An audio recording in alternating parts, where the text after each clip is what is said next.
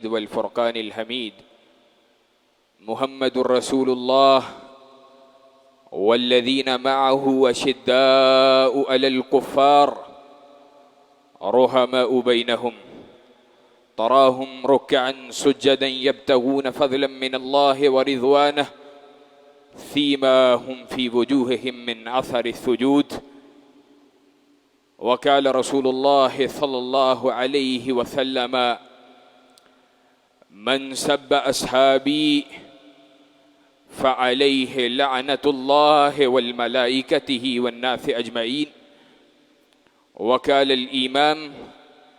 الإمام أبو ذرع راضي رحمه الله إذا رأيت رجلا ينتكث أحدا من أصحاب رسول الله صلى الله عليه وسلم فاعلم أنه زنديق. حضرات دی وقار بزرگوں دوستوں بھائیوں، تمام تعریفات حمد و ثنا عرش والے رب العالمین کے لیے اور لاکھوں کروڑوں درود و سلام ہوں جناب محمد رسول اللہ صلی اللہ علیہ وسلم کی ہستی بالا صفات پر، اور اللہ رب العزت کی انوار کا، رحمتوں کا، برکات کا، اللہ کے پیار کا، اللہ رب العزت کے بے پناہ احسانات کا نزول ہو حضرات صحابہ کرام رضوان اللہ علیہم اجمعین کی ہستیوں کے اوپر کہ جنہوں نے اپنی زندگی کو قائد اعظم، امت کے رہنما، امت کے لیے کائنات کا سب سے بڑا خیر خواہ جناب محمد رسول اللہ صلی اللہ علیہ وسلم کی معیت کے اندر اپنے شب و روز کو گزارا، اپنی زندگی کے تمام لمحات کو رسول اللہ صلی اللہ علیہ وسلم کے ارشادات عالیہ کی روشنی میں آپ کے اوامر، آپ کی نواہی، اس کی تلاش کے اندر اپنی ساری زندگی کو گزار دیا. اللہ کے رسول صلی اللہ علیہ وسلم کے ساتھ جہاد کے گھوڑوں کو دوڑایا، رسول معظم کے ساتھ شانہ بشانہ کھڑے ہوئے، جانوں کو قربان کیا، اموال کو قربان کیا، غرض یہ کہ اپنے بچے بھی پیش کیے کہ رسول اللہ صلی اللہ علیہ وسلم کی بارگاہ میں ایک خاتون آتی ہے. رسول اللہ نے جہاد کے لیے مسلمانوں سے فنڈز کا مطالبہ کیا ہے، وہ رسول اللہ کی بارگاہ کے اندر آ کے اپنا ننھا سا گود کا بچہ پیش کرتی ہے. رسول اللہ نے پوچھا اس کو میں کیا کروں گا، یہ میرے کس کام آئے گا؟ کہا اللہ کے رسول میں غریب ہوں، میرے پاس اس ننھے سے بچے کے علاوہ کچھ نہیں ہے، سوچتی یہ ہوں کہ یہ میری کل کائنات ہے، آپ کی بارگاہ میں پیش کرنے کے لیے آئی ہوں کہ رسول اللہ کفار کے چلتے ہوئے تیروں کے سامنے، نیزوں کے سامنے میرے اس بچے کو آگے کر دینا، محمد رسول اللہ کے دفاع کے اندر صلی اللہ علیہ وسلم میرا یہ بچہ قربان ہو جائے میرے لیے. وہ صحابہ کرام رضوان اللہ علیہم اجمعین کی جماعت آج اس جماعت کے اوپر اس قدر ظالم و بدبخت تبرہ کرتے ہوئے نظر آتا ہے، اور بیگانے وہ تو بیگانے ہیں. آج اہل سنہ کا لبادہ اوڑھ کر رافضیت کی ہم نوائی کرنے والا، رسول اللہ صلی اللہ علیہ وسلم کے اصحاب اور اللہ کے نبی کے صحابہ ہی تو کل کائنات ہیں، کل دین کو پہنچانے والے، دین کے پردے کے اوپر حملہ کرنے والا، آج اس کے ہمنوا، اس کے حواری اپنے آپ کو اہل السنہ میں سے کہہ کر اصحاب رسول پہ تبرہ کرنے والے اور یہ بات کہنے والے کہ جناب آپ نے ہم علماء، ہم دین کے طلباء، ہم دین کے خادمین بڑے بڑے علماء سے بھی مخاطب ہو کر یہ بات کہتے ہوئے نظر آتے ہیں، آپ نے ہم سے دین چھپائے رکھا، ہمیں آج سے پہلے یہ احادیث بیان نہیں کی۔ ایک امام، بہت بڑے امام، انہوں نے کہا کیا یہ اللہ کا تم پہ احسان نہیں ہوا ایک لحاظ سے کہ اللہ رب العزت نے تمہیں ان دوروں، ان ادوار کے اندر جس وقت صحابہ ان کے مشاجرات چل رہے تھے، ان کے مابین اختلافات چل رہے تھے، تلواریں چل رہی تھی، اللہ نے تمہیں اس دور میں پیدا نہ کر کے تمہاری تلواروں سے ان صحابہ کے خون کو محفوظ رکھا، تو کیا آج تم ان کے بعد آنے کے بعد اپنی زبانوں سے صحابہ کی عزت کو محفوظ نہیں رکھ سکتے ہو؟ آج عالم یہ ہے، بدبخت کہتا ہے 1400 صحابہ، ان کے لیے تو رضوان اللہ علیہم اجمعین کے الفاظ بولے جا سکتے ہیں، رضی اللہ عنہم ورضوا عنہ، اللہ ان سے راضی ہوا، ان کے لیے یہ سرٹیفکیٹ تو موجود ہے، لیکن 1400 صحابہ کے بعد آنے والے ان کے لیے رضی اللہ عنہ یہ صرف دعائیہ کلمہ ہے، یہ اللہ کا کوئی وعدہ نہیں ہے۔ جبکہ قرآن مجید کے اندر اللہ رب العزت نے خود بھی اس نے اعتراف کیا، کہا، جبکہ اللہ رب العزت قرآن مجید میں کہتا ہے وَكُلٌّ وَعَدَ اللَّهُ الْحُسْنَى، اللہ نے جمیع صحابہ کی ساری جماعت کے ساتھ اچھائی کا وعدہ کر دیا ہے، جنت کا وعدہ کر دیا ہے۔ اور ائمہ دین امام ابو ذرہ رضی رحمہ اللہ نے کیوں کہا اذا رأیت رجلین ينتكث احدا من اصحاب رسول اللہ صلی اللہ علیہ وسلم، تم دیکھو کسی شخص کو ينتكث کہ وہ کسی ایک صحابی، ایک دو نہیں کہا، جماعت نہیں کہا، دو نہیں کہا، اذا رأیت رجلا ينتكث احدا من اصحاب رسول اللہ، احد من اصحاب رسول، کسی ایک شخص، کسی ایک صحابی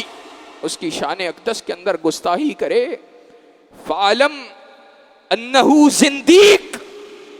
لوگوں جان لو یہ شخص زندیق ہے، زندیق ہے۔ اور میں نے پہلے بھی آپ کو کہا تھا، یہ بات اسی منبر سے بیان کی تھی، آج دوبارہ دہرانا چاہتا ہوں، اہل سنت کا عقیدہ صحابہ کرام رضوان اللہ علیہم اجمعین کے حوالے سے یہ ہے کہ وہ کسی صحابی، کسی ایک صحابی، اس کی شان میں تنقیص کو اپنا شعار نہیں سمجھتے، اس کی شان میں تنقیص نہیں کرتے، بلکہ شرح عقیدہ طحاویہ کے اندر تو اس بات کو درج کیا ہے امام صاحب نے، شرح کے اندر لکھتے ہیں، کہا ایک اعتبار سے یہود و نصارہ کو اس روافضہ صحابہ کی گستاخ قوم پہ فضیلت حاصل ہے، یہود و نصارہ کو فضیلت حاصل ہے۔ وہ کیا وجہ ہے فضیلت کی؟ کہا وجہ فضیلت کی یہ ہے کہ جب یہودوں سے پوچھا جاتا ہے، یہود سے پوچھا جاتا ہے، وقیل للیہود من خیر هذه الامہ من خیر ملتکم، جب یہود سے پوچھا جاتا ہے تمہاری ملت کے اندر یہود میں سب سے بہترین لوگ کون ہیں، تو وہ کہتے ہیں اصحاب موسیٰ، وہ موسیٰ علیہ السلام کے صحابہ ہیں۔ وقیل للنصارى، اور جب نصارہ سے پوچھا جاتا ہے، عیسائیوں سے پوچھا جاتا ہے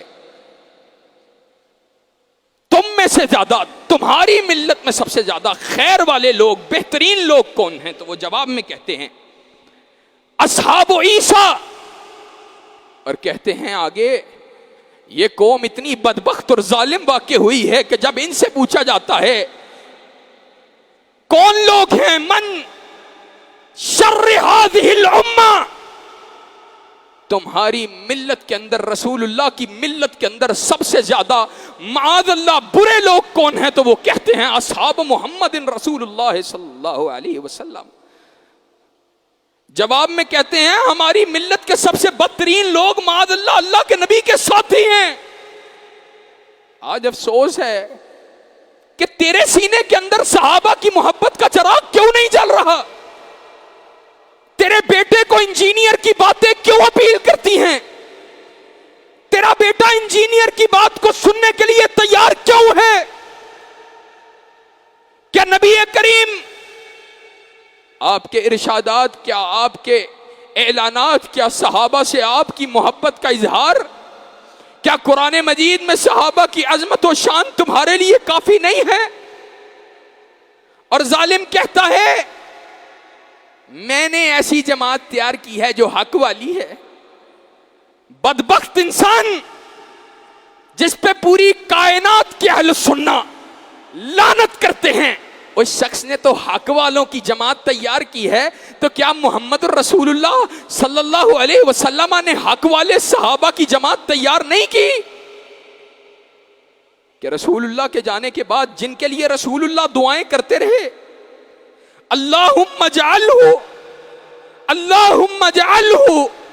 ہادیا و مہدیا، معاویہ کے لیے رسول اللہ دعائیں کریں، رسول اللہ کی دعائیں معاویہ کے حق میں قبول نہ ہو، رسول اللہ صلی اللہ علیہ وسلم بیان کریں اول جیش من امت یغزون البحر فقد عوجب،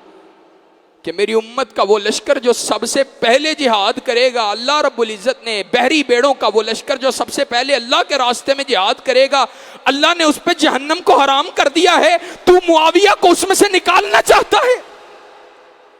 اور بعد میں بات کرو میں تو رضی اللہ عنہم و رضوا عنہ کہہ کے کہتا ہوں، میں رضی اللہ تعالی عنہ، اور ظالم تو کہتا ہے رضی اللہ تعالی عنہ صرف دعا ہے، لازم و ملزوم نہیں ہے، پھر کہتا ہے میں رضی اللہ عنہ بھی کہتا ہوں۔ منافق و بدبخت انسان صحابہ کرام رضوان اللہ علیہم اجمعین کی چادر پہ حملہ کرنا چاہتا ہے، ان کے اوپر تبرہ کرنا چاہتا ہے اور ڈائلیوٹ کرنا چاہتا ہے، اصل میں لوگوں کے لیے اس بات کو بالکل ایک اس میں حساسیت کو ختم کرنا چاہتا ہے، صحابہ کو بالکل کہہ رہا ہے قرآن مجید ہم جناب موبائل میں پڑھیں گے تو ایک پڑھنے کا ثواب الگ ہے، دیکھنے کا الگ ہے، ہمیں 2 ثواب، صحابہ زبانی پڑھتے تھے ان کو 1 ثواب ہے، اور پھر آگے کیا کہہ رہا ہے؟ کہتا ثواب کے اندر ہم برابر ہیں، اور ساتھ ایک جملہ جوڑا صحابہ سے شاید ہمارا تو ثواب پھر اس پڑھنے والے کا زیادہ ہے، پھر آگے ایک جملہ بولا یہ بات الگ ہے، یہ بات الگ ہے کہ ایمان کا لیول بھی اس جیسا ہونا چاہیے۔ اور ظالم تو جان بوجھ کر صحابہ کے اوپر تبرے اور صحابہ کی ہستیوں کو گرانا چاہتا ہے۔ اللہ کے نبی نے نہیں فرمایا، اس بات میں کوئی شک ہے کہ صحابہ کی ذات، صحابہ کی ہستی، صحابہ کا مقام، صحابہ کا ایمان ہر حالت کے اندر اہل ایمان کے ایمان سے زیادہ ہے؟ آج کے دور کی ملت کے شخص کی بات کرتے ہو، کبار تابعین، تابعین کے اندر جو شخص علم، تقوی، للہیت، ولایت کے اندر سب سے بلند مقام کا حامل ہو، جو شخص بھی اس افضل ترین اللہ کے ہاں جو تابع ہو، اس کے اور صحابی کے مقام کے اندر فرق پتہ ہے کتنا ہے؟ اللہ کے نبی صلی اللہ علیہ وسلم نے بیان کیا، یہ کہتا ہے قرآن ہم اوپر سے دیکھ کے پڑھیں اور زبانی پڑھیں تو جناب ہمیں 2 ثواب ہے، صحابہ کو 1 ثواب تھا۔ ظالم آدمی، اللہ کے نبی نے فرمایا فوالذی نفس محمد بیدہ، پہلے کہا لا تسبوا اصحابی لا تسبوا اصحابی فوالذی نفس محمد بیدہ لو ان احدکم انفق مثل احد ذهبا ما ادرک مد احدہم ولا نصیفہ۔ اللہ کی قسم کھا کے کہتا ہوں، آج سیلاب زدگان، ان کے ساتھ تعاون کرنے والے ہزاروں کروڑوں لاکھوں لوگ، ان سب کی نیکیوں کو جمع کر دیا جائے،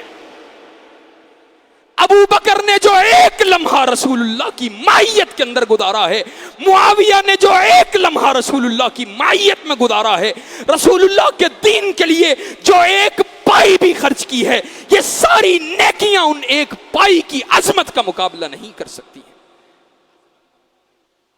تابعین کی جماعت میں سے جو سب سے زیادہ افضل التابعین ہو، کبار تابعین میں سے ہو، اگر وہ بھی احد پہاڑ کے برابر سونا خرچ کرے، رسول اللہ کہتے ہیں وہ میرے صحابہ کے ایک مٹھی جو کو اللہ کے راستے میں خرچ کرنے کو، بلکہ آدھی مٹھی جو کو خرچ کرنے کو پہنچ نہیں سکتا ہے۔ اور کیسی بدبختی کی بات، تم صحابہ کی چادر کے اوپر حملہ کرنا چاہتے ہو، اور میں یہ بات علی وجہ البصیرہ کہنا چاہتا ہوں، وَلَا يَخَافُونَ لَوْمَةَ لَائِمٍ۔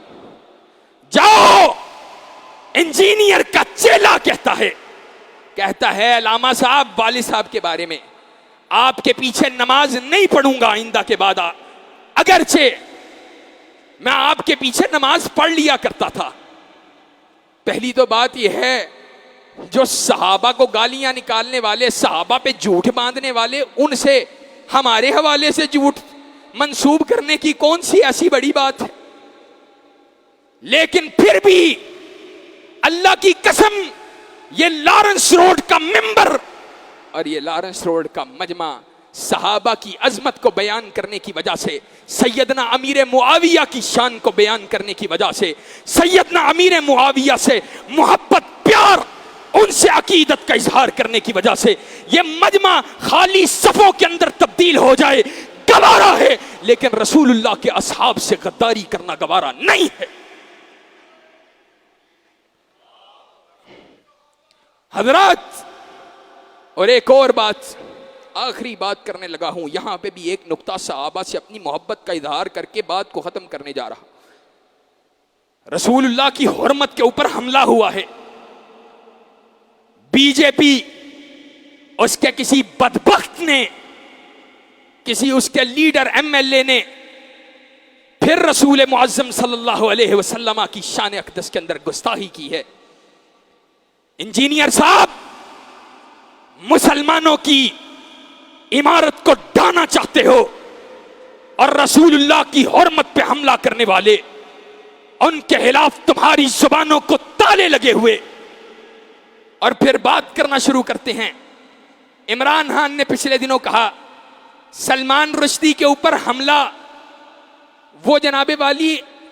درست نہیں تھا، قانون ہاتھ میں نہیں لینا چاہیے۔ پھر بعد میں جناب والا وضاحتیں ہو رہی ہیں کہ جناب میں اس کو پسند نہیں کرتا، لیکن بات صرف اتنی یہ ہے کہ قانون ہاتھ میں لینے، یہ وہ، تمہیں کہا کس نے ہے تم بات کرو؟ یہ علماء کا مسئلہ ہے، اور علماء کا نہیں بلکہ خطابی نے رحمہ اللہ الصارم المسلول کے اندر، ابن تیمیہ نے اس مسئلے کے اندر اجماع امت کو نقل کیا ہے۔ اجمع العلماء علی من سب نبیا یجب قتلا ولا یستتاب کان کافرا او مسلما۔ اللہ کے نبی صلی اللہ علیہ وسلم کی گستاخی کرنے والے ہر شخص کے بارے میں اہل علم علماء نے اجماع نقل کیا ہے، اور اس پہ مجتمع ہوئے ہیں کہ ایسے بدبخت کو قتل کیا جائے گا، اس کی توبہ کو قبول نہیں کیا جائے گا، چاہے کافر ہو چاہے مسلمان۔ اور جناب آج کہتے ہیں ہم نے بات صرف اور صرف قانون ہاتھ میں لینے کی تھی۔ تو مفتی ہے، شیخ الحدیث ہے، مجتہد ہے، فقیہ ہے، کیوں بات کی تھی؟ بات کرنی ہے علماء کے پاس آ کے بیٹھو، پوچھو علماء سے۔ دار الحرب کے اندر رہنے والا، دار الکفر کے اندر رہنے والا ایک بدبخت رسول اللہ کی شان میں گستاخی کرنے والا ہو، امت مسلمہ کا کوئی شخص اس کو قتل کر دیتا ہے، تو بجائے اس شخص کو سراہنے کے، نہیں سراہنے کی جرت رکھتا، اپنی زبان پہ تالے لگانے کے، تو جناب والا اس کی حمایت کر رہا ہے کہ جناب اس کے ساتھ ایسا نہیں ہونا چاہیے تھا۔ اور آج بی جے پی کے حوالے سے بات کر رہا ہوں، نبی کریم کی شان میں گستاخی کی، اور بدبخت نے دوبارہ نبی کریم صلی اللہ علیہ وسلم، ان کی شادی سیدہ عائشہ صدیقہ طاہرہ رضی اللہ تعالی عنہا، ان کے ساتھ شادی کے اوپر تنقید کی ہے، معاذ اللہ ثم معاذ اللہ. اور بات آج وضاحت کے ساتھ کرنا چاہتا ہوں. یہاں پر پرسوں شیخ ہمارے موجود تھے، شیخ خاور رشید بٹ حفظہ اللہ، طلبہ سے مخاطب تھے. کہا مجھے ایک منکر حدیث نے یہ بات کہی کہ جناب آپ کی حدیث کے اندر یہ بات آتی ہے کہ رسول اللہ صلی اللہ علیہ وسلم 53 سال کے تھے، انہوں نے 9 سال کی بچی سے شادی کی. کہتے میں نے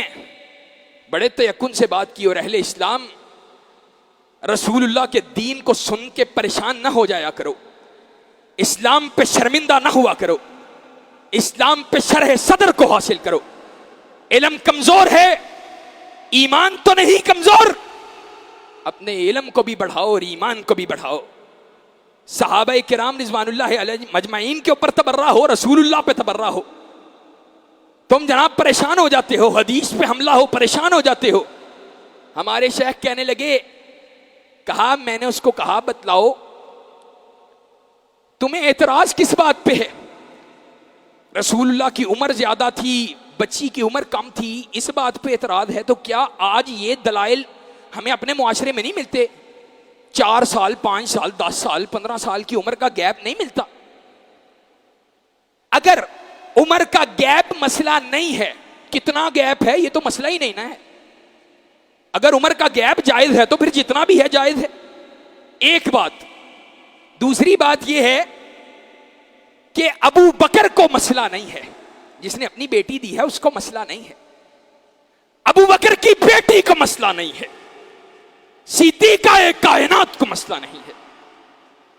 اور اس سے بڑھ کر علاقے والوں کو مسئلہ نہیں، کفار کے درمیان رہتے تھے، ارد گرد کفار موجود تھے، رسول اللہ کے دشمن تھے، ان کو مسئلہ نہیں ہے. آج تجھے کیا مسئلہ ہے؟ معاشرے کو مسئلہ نہیں تھا، نبی کے اصحاب کو مسئلہ نہیں تھا، تجھے کیا مسئلہ ہے؟ کہنے لگے مجھے پتا تھا اس نے آگے سے کیا بات کرنی ہے. اس نے جواب میں کہا تیری بیٹی 9 سال کی ہو 53 سال کے بزرگ کو دے دے گا؟ ہائے! کہا میں نے جواب میں کہا اگر 53 سال کا بزرگ محمد رسول اللہ ہو، اللہ کی قسم بیٹی دے دوں گا. اور میں اس وقت بھی سوچ رہا تھا، آج آپ کے سامنے بھی رکھنا چاہتا ہوں، اور یہ صحابہ سے ہماری محبت ہے، اللہ کی قسم رسول اللہ کی قسم 53 سال سے زیادہ ابو بکر سے لے کے معاویہ تک بھی ہو، اللہ کی قسم ہم اپنی 9 سال کی نہیں 9 سال سے چھوٹی بیٹی دینے کے لیے تیار. یہ کیا مسئلہ ہے؟ اللہ کے نبی صلی اللہ علیہ وسلم کا یار ہو، ہماری بیٹی کے گھر ہمارے گھر ہماری بیٹی کا رشتہ مانگ لے. اللہ کی قسم رشتہ تو دور کی بات ہے، صحابہ کی عظمت اور شان اتنی ہے، ان کی محبت میں اپنی جانیں دینے کے لیے تیار ہے. اور لوگوں آج اپنے سینوں کے اندر دینی غیرت کو، دینی حمیت کو، رسول اللہ صلی اللہ علیہ وسلم کے پیار کو داخل کرو. حکمرانوں تم بھی ہوش کے نہون لو. یہ بی جے پی گستاخی ہوئی ہے رسول اللہ صلی اللہ علیہ وسلم کی، اور سروں پہ جوں تک نہیں رہیں گی. کل کوئی حملہ کر دے گا تو پھر ہمارے حکمران جناب بیان داغ رہے ہوں گے کہ جناب ایسا نہیں ہونا چاہیے تھا، ویسا نہیں ہونا چاہیے تھا. اس کی وجہ یہ ہے، یہ عزت کا مالک سمجھتے ہیں تو کفار کو سمجھتے ہیں، یہ عزت کا مالک واشنگٹن کو سمجھتے ہیں، یہ عزت کا مالک امریکہ اور اس کے گماشتوں کو سمجھتے ہیں. اور ہم کون ہیں؟ ہمارا ماننا یہ ہے وَلِلَّهِ الْعِزَّةُ وَلِرَسُولِهِ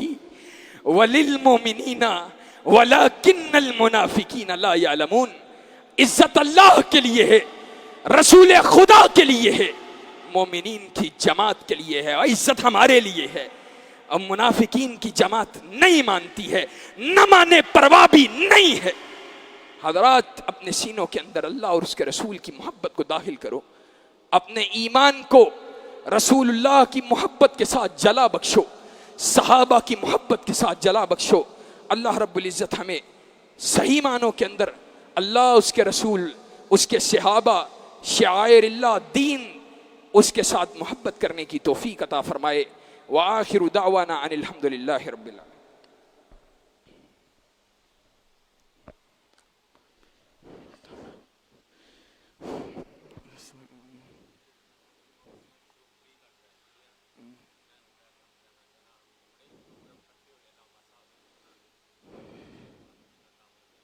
چلو بات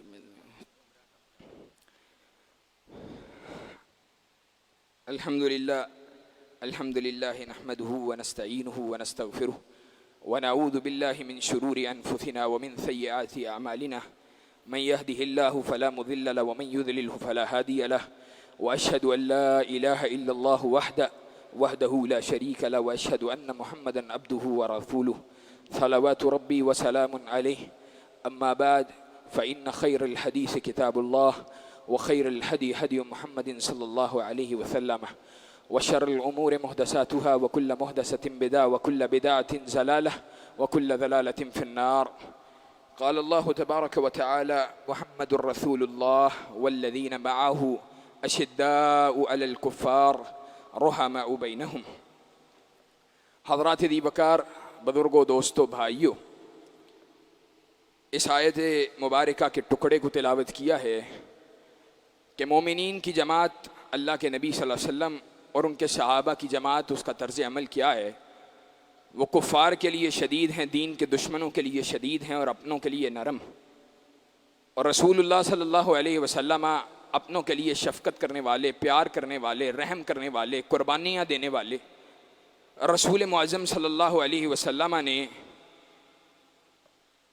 نعمان بن بشیر رضی اللہ تعالی عنہ سے مروی ہے، ارشاد فرمایا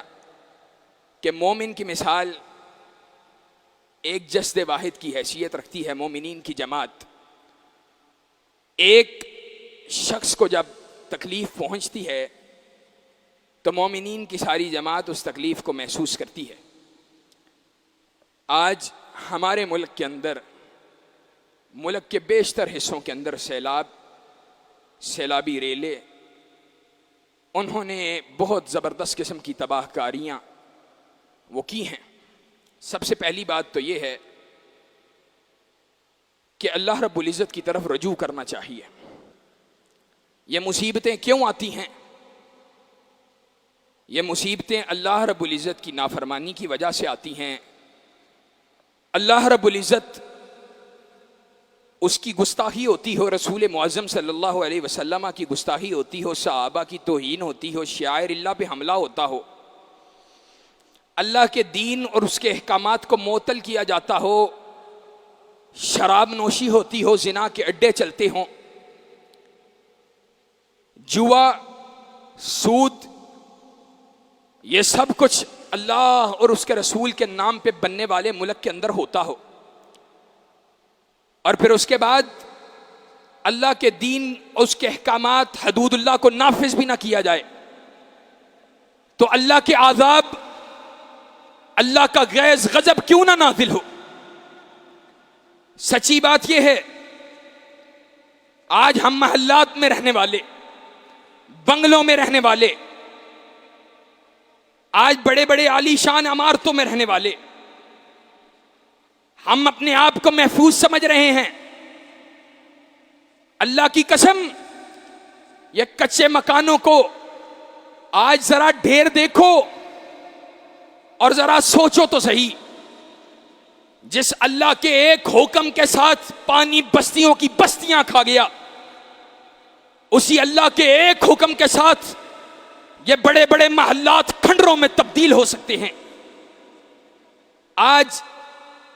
جہاں پہ رجوع اللہ کی ضرورت ہے، توبہ کی ضرورت ہے،